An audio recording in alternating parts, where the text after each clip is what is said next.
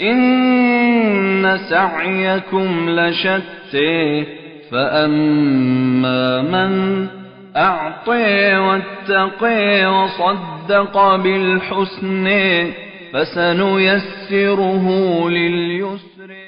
اعوذ باللہ من الشیطان الرجیم. بسم اللہ الرحمن الرحیم.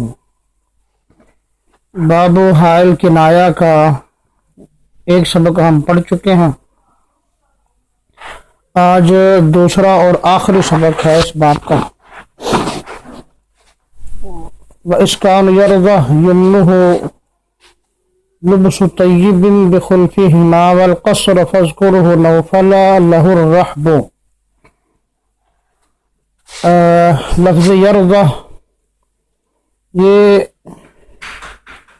سورۃ الزمر کے اندر آتا ہے. وَإِن تَشْكُرُوا يَرْضَهُ لَكُمْ.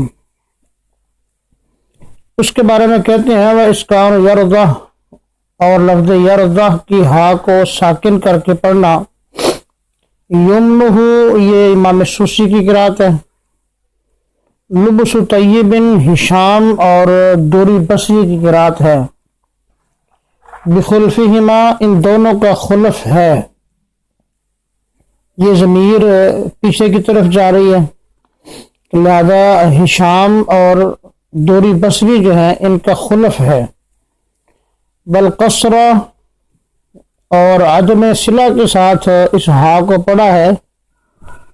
فذکرہ امام حمزہ نے، نوفل امام عاصم نے، لہو ہشام نے، الرحب اور امام نافع نے رحمت اللہ علیہم. تو یہاں تک ہمیں یہ بات سمجھ آئی کہ لفظ یرضہ لکم جو ہے سورہ زمر والا، اس میں دو قرآت ہم نے پڑھی ہیں ان شعروں میں. اس کی ہا کو ساکن کرنا یہ سوسی، ہشام اور دوری بصری کی قرأت ہے، اور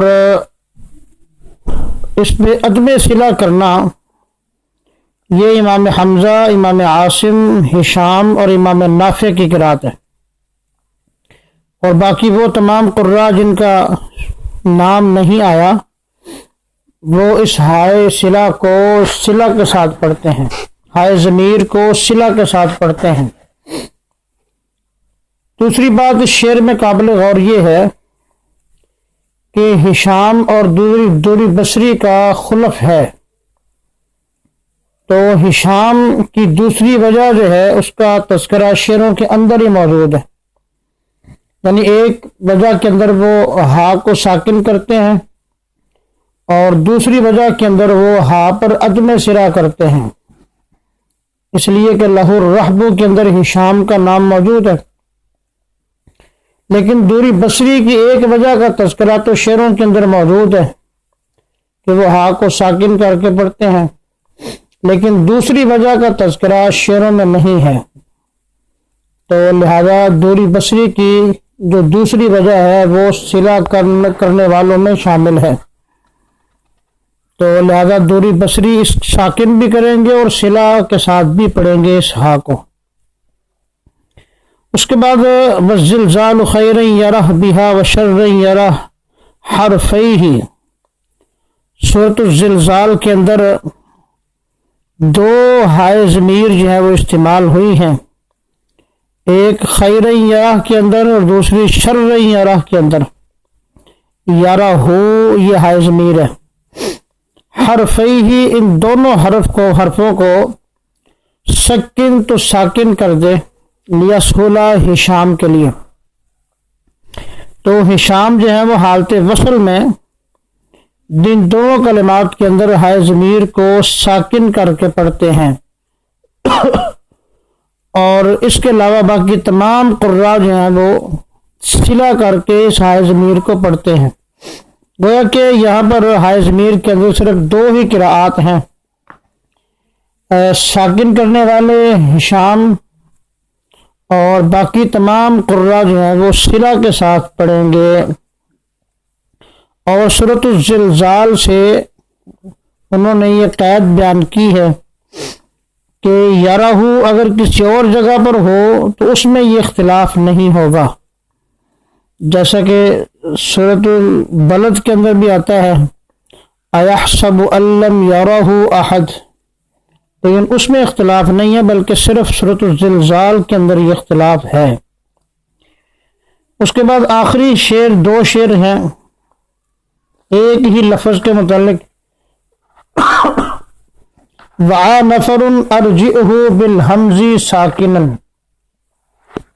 وعا کا معنی حفاظت کی ہے نفر نے، نفر جو ہے ہمیں علم ہے اس بات کا کہ یہ رمز ہے، اور اس سے مراد ابن کثیر مکی، ابو عمر بصری اور ابن عامر شامی مراد ہیں۔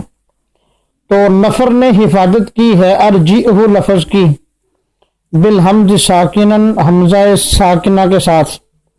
پہلے میں اس کا ترجمہ کر دیتا ہوں، اس کے بعد اس کو ہم سمجھیں گے۔ وفی الہاء ضم، اور ہا کے اوپر ضمہ ہوگا، لفظ دعواہ حرملہ ہشام ابن کثیر مکی اور ابو عمر بصری کے لیے، واسکن نصیرا فازا، اور اس کی ہا کو تو ساکن کر نصیرا امام عاصم کے لیے اور فازا امام حمزہ کے لیے، وکسر لغیرہم، اور ان کے علاوہ باقی سب کے لیے تو کسرہ دے، وصلہا، اور اس ہائے ضمیر کے اوپر تو صلہ کر، جوادن ورش کے لیے، دونا ابن کثیر مکی کے لیے، ریبن کسائی کے لیے، اور لتو صلاح امام ہشام کے لیے۔ یہ تو ہے ان دو شعروں کا سادہ ترجمہ۔ اب اس کو ہم اس طرح سمجھتے ہیں، سب سے پہلی بات تو یہ ہے کہ لفظ ارجئہ جو ہے یہ دو صورتوں میں آتا ہے، سورۃ الاعراف اور سورۃ الشعراء کے اندر، اور یہ اختلاف دونوں صورتوں کے اندر ہے۔ اب اس اختلاف کو آپ اس طرح سمجھیں کہ ہم اس اختلاف کو تین صورتوں میں تقسیم کر دیتے ہیں۔ ایک اختلاف یہ ہے کہ بعض قراء حمزہ کو پڑھتے ہیں اور بعض قراء حمزہ کو نہیں پڑھتے۔ اب نفر جو ہیں یعنی مکی بصری شامی جو ہے یہ حمزہ ساکنہ پڑھتے ہیں، تو اس کی ضد سے ہمیں یہ بات سمجھ آئی کہ باقی تمام قراء یہاں پر حمزہ نہیں پڑھتے۔ ایک تو یہ مسئلہ ہو گیا۔ دوسرا مسئلہ ہا کے اعراب کا ہے کہ ہا کے اوپر اعراب کون سا آئے گا، تو یہ بھی ہم نے پڑھا ہے کہ ہا کے اوپر ضمہ یہ ہشام ابن کثیر مکی اور ابو عمر بصری کی قرات ہے، اور اسی ہا کو ساکن کرنے والی قرات نصیرن فازا کے لیے ہے، امام عاصم اور امام حمزہ کا۔ بکسر لغیرہم، اور باقی سارے جو ہیں وہ کسرہ دیتے ہیں۔ گویا کہ ہا کا جو اعراب کا مسئلہ تھا وہ یہاں حل ہو گیا کہ لفظ عوا و حرملہ ضمہ دے کے پڑھتے ہیں، نصیرن فازا اس کو ساکن کرتے ہیں، اور باقی تمام قراء جو ہیں وہ کسرہ دے کے پڑھتے ہیں۔ یہ دوسرا مسئلہ حل ہو گیا۔ اب تیسرا مسئلہ جو ہے وہ صلہ اور عدم صلہ کرنے والوں کا مسئلہ ہے کہ کون صلہ کرتے ہیں اور کون صلہ نہیں کرتے۔ تو اس کے بارے میں صلہ کرنے والے کون ہیں؟ جوادن دون ریب لتوصلہ، ورش ابن کثیر مکی کسائی اور ہشام یہ صلہ کرتے ہیں۔ تو اس کا معنی یہ ہوا کہ باقی تمام قراء جو ہیں وہ صلہ نہیں کرتے۔ تو اب ہم طلباء کو یہ بات سمجھاتے ہیں کہ تین مسئلے ہم نے پڑھے ہیں، حمزہ کو پڑھنے نہ پڑھنے والے قراء، اور ہا کے اوپر اعراب کون سا آئے گا یہ دوسرا مسئلہ ہے، اور کس قاری کے لیے کیا اعراب آئے گا، اور تیسرا مسئلہ ہے صلہ اور عدم صلہ کرنے والا۔ اب آپ ایک ایک راوی کو یا امام کو پکڑیں اور اس کے لیے تینوں چیزیں جو ہیں وہ سیٹ کرتے جائیں تو یہ قرات آرام سے بن جائے گی۔ مثال کے طور پر ہم سب سے پہلے قالون کو لیتے ہیں، تو ہمیں اس بات کا اندازہ ہے کہ نفر میں قالون شامل نہیں ہے، تو لہذا قانون حمزہ نہیں پڑھتے. یہ مسئلہ تو پہلا ان کا حل ہو گیا. اب دوسرا مسئلہ یہ ہے کہ وہ ہا کے اوپر اعراب کون سا پڑھتے ہیں. تو ہمیں یہ بات سمجھ آتی ہے کہ وَقْصِرْ لِغَيْرِهِمْ کے اندر قانون شامل ہیں، تو لہذا قانون کے لیے جو اعراب آئے گا وہ کسرے کا آئے گا. اب تیسرا مسئلہ قانون کے لیے یہ ہے کہ قانون صلہ کرنے والوں میں شامل ہیں یا نہیں ہیں. تو جب ہم غور کرتے ہیں تو قانون صلہ کرنے والوں میں شامل نہیں، تو لہذا قانون کے لیے جو قرات بنے گی وہ بنے گی اورجیہی، بغیر حمزہ کے، ہا کے نیچے کسرہ اور بغیر صلہ کے. تو یہ اورجیہی یہ قرات بنے گی قانون کی. اسی طرح آپ ورش کی صورتحال تینوں کو چیک کریں تو ورش کے لیے بھی حمزہ نہیں ہے اور ہا کے نیچے کسرہ ہے. لیکن تیسرا مسئلہ قانون سے مختلف ہے ان کو، کیونکہ صلہ کرنے والوں میں ورش کا نام شامل ہے جوادن. تو لہذا ورش جو ہے وہ پڑھیں گے اورجیہی، اورجیہی، ہا کے نیچے کسرہ پڑھیں گے اور صلہ بھی کریں گے ساتھ.